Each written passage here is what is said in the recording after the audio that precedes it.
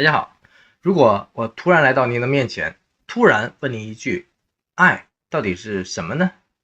如果我同时又要求您不要经过大脑的处理，需要您脱口而出您心里面最真实的想法，您又会如何回答呢？欢迎您在评论区中写下不经思考的原始而真实的心声。赵丽颖离婚到今天为止刚好3个月了，您觉得她和冯绍峰之间到底爱和被爱过吗？如果您一路都特别喜欢赵丽颖、王一博身上那气质百搭的外形以及率性纯真的秉性，就欢迎您继续点赞、鼓励、支持和示爱，并留下您满满的祝福和心愿。因为爱和陪伴永远都不是一句话，而是一个行动。在赵丽颖和冯绍峰离婚的时候，不少好事之人都相继爬出了两个人婚内若即若离的各种互动以及不为人知的细节内幕。当然，里面有很多人造的水分和想象。然而，两个人之间在结婚前后乃至生娃带娃的过程之中，连串的操作都让吃瓜人找不到北。具体的详情我都一一分析过了，在这里我也就不赘述了。我只想再次提提的个人想法是，夫妻二人维持婚姻的非常重要的一点就是夫妻同心，其利断金。这是什么意思呢？很简单，就是信任第一，你中有我，我中有你，联起手来办大事。如果夫妻二人彼此提防，楚河汉界，相互设限，这种无法同心的芥蒂注定会越扯越大，无法消弭。这两个人结婚的时候，庞大的资产居然没有任何的瓜葛和关联。离婚之后，两个人名下的10几间公司更是迅速的分家，彻底的断缆，仿佛当年协议结婚的当天就已经铺垫好了协议离婚的今天。因此，他们之间的爱到底是什么样的概念呢？欢迎您继续在评论区中大开脑洞，发表高见。现在阿奈的野蛮生长已经为赵丽颖打开了一扇通往未来的全新的大门，也同时让我们看到了阿奈的都挺好所造就出来的那个情路坎坷的姚晨。原来他的坎坷居然在赵丽颖的身上也同样发生过，实在让人感觉世界之小，充满了各种的奇妙。通过这两个人的对比，我们就能轻易的找出所谓的爱的标准答案了。姚晨和前夫凌潇肃早在北影一起读大二的时候就已经迅速确定了恋爱的关系，而且两个人甚至还急不可耐的在2004年一毕业就匆忙之间扯了结婚证。后来姚晨因为一出武力外传一炮而红，而凌潇肃基本都在原地踏步，因此女强男弱的态势让凌潇肃很灰，拉不下脸。因为当年但凡提起凌潇肃，吃瓜群众只知道他是姚晨的丈夫，他成了姚的男人。这层关系您说是不是跟赵丽颖和冯绍峰女强男弱的关系非常的神似呢？因此姚晨曾经暗示过自己与凌潇肃关系紧张，婚姻不顺，而凌潇肃更夸张的直接形容姚晨是自己恨之入骨的生命过客。2011年，也就是刚好7年之痒的时候，两个人离婚了。跟着两人也是较劲儿，他们在离婚1年后都纷纷挤在2012年再次结婚了。一个娶了北影校花唐一菲，一个嫁了摄影大牛曹郁。于是乎问题来了，凌潇肃再婚找校花是明显冲着颜值去的，那么姚晨再婚找曹郁又是为了什么呢？这跟他在7年后重登一线，重新火爆，再度刷屏，有没有直接或者说间接的关系呢？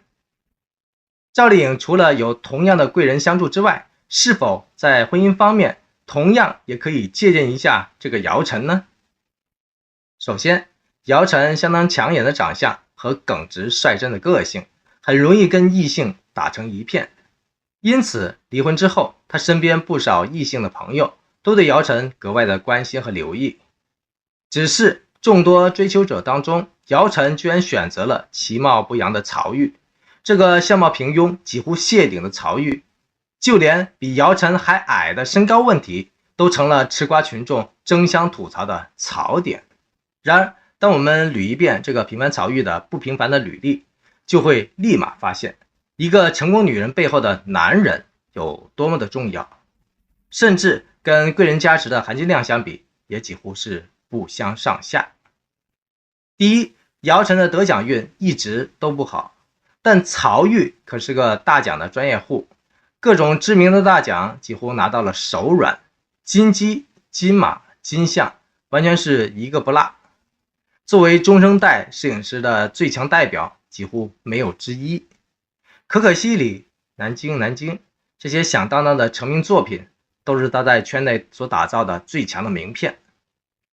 而且神奇的是，他的所有作品当中，除了一部《摆渡人》之外，其他的作品的影评都在7分左右，而这部评分最低的《摆渡人》却也照样拿到了金像奖的最佳摄影奖。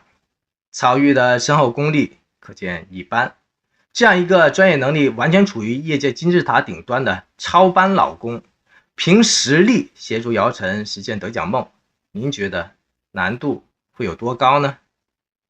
第二，曹郁性格相当的内敛，而姚晨性格则相当的外向，大大咧咧。这种奇妙的阴阳互补，正负相吸，让曹郁在生活方面很容易去包容姚晨，所以两人结婚至今，甚至儿女双全的情况下，但凡两个人同时出现在镜头面前的时候，稍高的姚晨总是一副小鸟依人的样子，让人难免会心一笑，足以证明平日里曹郁对姚晨有多么的宠爱。这就是美满婚姻的神奇力量，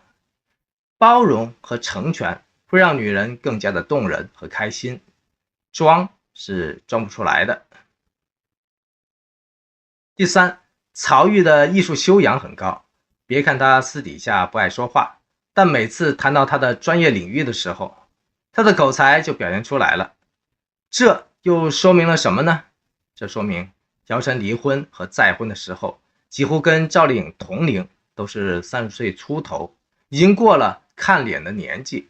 他需要一个在事业上和自己势均力敌的人，因此在他的眼里，才华比颜值性感太多了。有意思的是，当姚晨进入到第二段婚姻的7年之痒的时候，他迎来了事业的大爆发，让姚晨托付终身的曹郁成了他事业2次腾飞的间接推手。因此美满的婚姻不仅需要单方面的包容和成全，这明显是不够的，双方的才华和能力的互补，才能保证彼此的敬重和珍惜更具深度和分量。因此彼此之间源源不绝的电力和吸引力是和谐婚姻的不二法门。第四，貌不惊人的曹郁是影视圈实力派和资源派的化身，更是随时变身为大导演的潜力股。要知道，牛逼哄哄的电影大导演张艺谋、顾长卫，以及电视剧大导演孔笙、张黎，个个都是摄影师出身。曹郁这个实现了金鸡、金马、金像大满贯的最佳摄影师，不仅是姚晨亦步亦趋的人生伴侣，更会是姚晨亦师亦友的脚前明灯。第五，婚姻离不开生活，生活离不开健康。这两个人甚至都有同样的喜好，就是每天跑到健身房挥汗如雨半小时。我个人感觉，喜欢健身、热衷健身的人，时间控制能力和自我控制能力都不会太差。懂得在身体保养、个人健康方面花时间的人，注定会跟吴亦凡式的不良习惯保持着距离。无论是夫唱妇随还是妇唱夫随，两个人的共同点让一种志同道合、神仙眷侣的画面感扑面而来，相当的真实。